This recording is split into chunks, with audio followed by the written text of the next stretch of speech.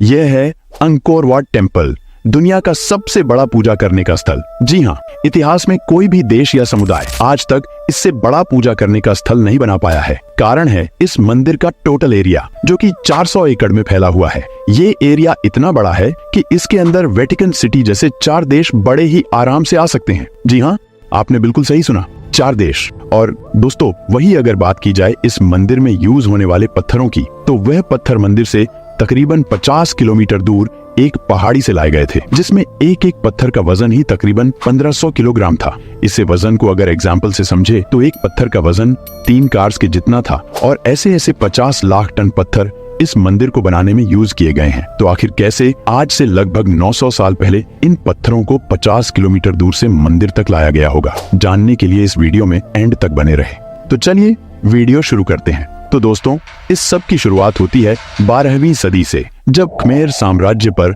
राजा Suryavarman द्वितीय का राज चलता था, जो कि काफी श्रद्धालु और भगवान में आस्था रखने वाले राजा थे। और वही बात करें अगर खमेर साम्राज्य की, तो खमेर साम्राज्य उस समय पर काफी बड़ा और धनवान राज्य हुआ करता था। इस राज्य में उस टाइम पर आज का पूरा कंबोडिया और इसके अलावा थाईलैंड, लाओस, वियतनाम और यहाँ तक कि म्यांमार के भी कुछ हिस्से शामिल थे।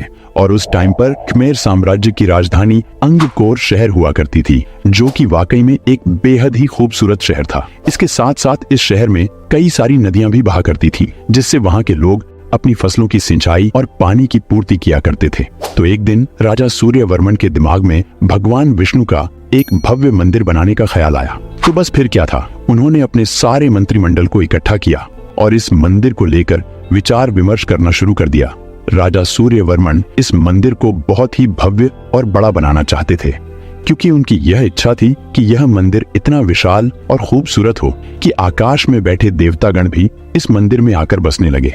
और राजा सूर्यवर्मन भी अपनी मृत्यु के बाद इसी मंदिर में देवताओं के साथ बसने का ख्याल रखते थे। तो इसी चीज का ख्याल रखते हुए राजा सूर्यवर्मन ने इस मंदिर का डिजाइन हिंदू पौराणिक कथाओं में उल्लेखित मेरू पर्वत के आकार पर बनवाया था, क्योंकि हिंदुओं के अनुसार मेरू पर्वत को एक ऐसा पर्वत माना गया है जिस पर सभी देवता निवास करते हैं और वहीं से इस सृष्टि को चलाते हैं। कथाओं के अनुसार इस पर्वत की 4 चोटियां हैं, जो कि चारों दिशाओं को दर्शाती हैं और इसके चारों ओर नदियां भी बहती रहती हैं। तो राजा सूर्यवर्मन ने भी मेरू पर्वत को ध्यान में रखकर एक ऐसे मंदिर का डिजाइन तैयार करवाया जो कि मेरू पर्वत के समान ही लगे।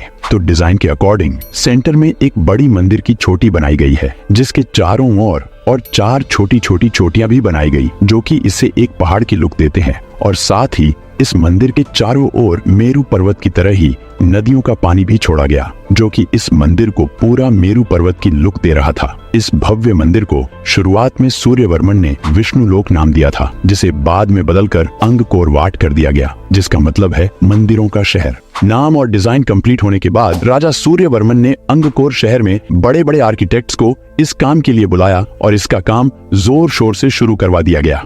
इस मंदिर को बनाने में सबसे पहला और बड़ा टास्क ये था कि उन्हें ऐसे पत्थर लाने थे जो बहुत मजबूत और नक्काशी करने के लिए आसान हो। और ऐसे पत्थर उन्हें मंदिर से 50 किलोमीटर दूर कुलेन की पहाड़ी पर मिले, जो कि सैंडस्टोन यानी बलुआ पत्थर थे। यह पत्थर काफी मजबूत और नक्काशी के लिए बहुत ही अच्छे माने जाते थे। पर इसमें समस्या यह थी कि इन पत्थरों को 50 किलोमीटर दूर तक खिसकाकर कैसे लेकर जाया जाए, क्योंकि इनमें एक एक पत्थर का वजन ही 1500 किलोग्राम से ज्यादा था। तो काफी विचार विमर्श के बाद यह तय किया गया कि पत्थरों को पानी के रास्ते से लेकर जाया जाएगा, क्योंकि कुलेन पहाड़ी से थोड़ी दूरी पर ही एक नदी बहती थी, जो अंगकोर शहर से होकर ही निकलती थी। तो रास्ता तय करने के बाद पत्थरों की कटाई का काम शुरू कर दिया गया, जिसमें सबसे पहले मजदूर पहाड़ों से पत्थरों के बड़े बड़े ब्लॉक्स को निकालते थे और इन्हें निकालने के बाद बाकी मजदूर और हाथी मिलकर इन पत्थरों को नदी तक घसीट कर लेकर जाते थे। फिर नदी के किनारे खड़ी बड़ी बड़ी नावों में इन ब्लॉक्स को रखने का काम शुरू कर दिया जाता।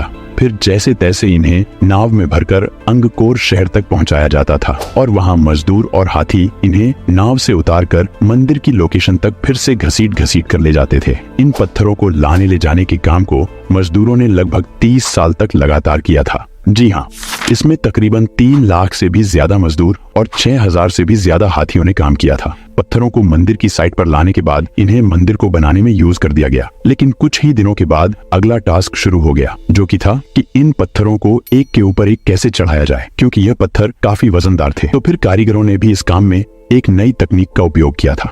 उन्होंने कई सारी लकड़ियों के बड़े बड़े मजबूत फट्टे बनवाए थे, जिन्हें उन्होंने मंदिर की दीवारों पर तिरछा लगा दिया था। फिर पत्थरों को इन फट्टों के नजदीक लाकर रस्सियां बांधी जाती थीं और कई मजदूर और हाथी मिलकर पत्थरों को रस्सियों के माध्यम से ऊपर खींचते थे। ऐसे ही सभी बड़े पत्थरों को इन ऊंची ऊंची दीवारों पर चढ़ाया गया और ऐसे करके ये भारी भारी पत्थर मंदिर की चोटियों तक चढ़ा दिए गए। हालांकि यह टास्क मजदूरों के लिए बहुत ही मेहनत भरा काम था। और दोस्तों, इस काम एक खास बात और थी कि उस टाइम के आर्किटेक्चर्स ने इस मंदिर की दीवारों में किसी सीमेंट या मिट्टी का उपयोग नहीं किया था, बल्कि उन्होंने सब्जियों को मिलाकर एक ऐसा अद्भुत मिश्रण तैयार किया था जिससे यह दीवारें मजबूती से खड़ी हुई थी। और आज भी यह मंदिर उसी मिश्रण की बदौलत लगभग सही सलामत खड़ा है। तो कई साल बीतते गए और सालों की कड़ी मेहनत के बाद अंगकोर वाट मंदिर का पूरा स्ट्रक्चर तैयार हो गया। ये बिल्कुल मेरू पर्वत के समान लग रहा था, क्योंकि इसमें भी पर्वत की तरह ही इमारतें बनाई गई थी और इसके चारों ओर पानी का प्रवाह डिजाइन किया गया था, जिसमें नदी का शुद्ध जल बहता रहता था। जिसके बाद अब बारी थी मूर्तियों और नक्काशियों का काम शुरू करने की। तो सबसे पहले दीवारों पर कई सुंदर नक्काशियां उकेरी गईं, जिनमें हिंदू ग्रंथों के अनुसार समुद्र मंथन की पूरी कहानी दिखाई गई है, जो वाकई में अद्भुत है। इसके अलावा महाभारत, रामायण और विष्णु पुराण की भी कई कहानियां इस मंदिर की दीवारों पर उकेरी गई हैं। इसके अलावा भी मंदिर में कई बारीक सजावट बहुत ध्यान और सुगमता से की गई है और मंदिर के अंदर भगवान विष्णु की सुंदर प्रतिमा स्थापित की गई, जो मंदिर के केंद्र में स्थित है। इसके अलावा इसमें 2000 से भी ज्यादा अप्सराओं की मूर्तियां और कई अन्य देवी देवताओं की मूर्तियां भी सुंदरता और बारीकी से बनाई गई हैं। और सभी मूर्ति और नक्काशी कंप्लीट होने के बाद इसमें रंग रोगन करके मंदिर को पूरी तरह से तैयार कर दिया गया और ऐसे करके दुनिया का यह सबसे बड़ा और भव्य मंदिर बनकर तैयार हो गया। साथ ही आपको एक फैक्ट यह भी बताता चलूं कि इस मंदिर के अंदर टोटल कितनी मूर्तियां बनाई गई थी। इसे आज तक आर्कियोलॉजिस्ट भी कंफर्म नहीं कर पाए हैं, क्योंकि इसके कई मूर्तियां या तो तोड़ दी गईं या समय के साथ नष्ट हो गईं।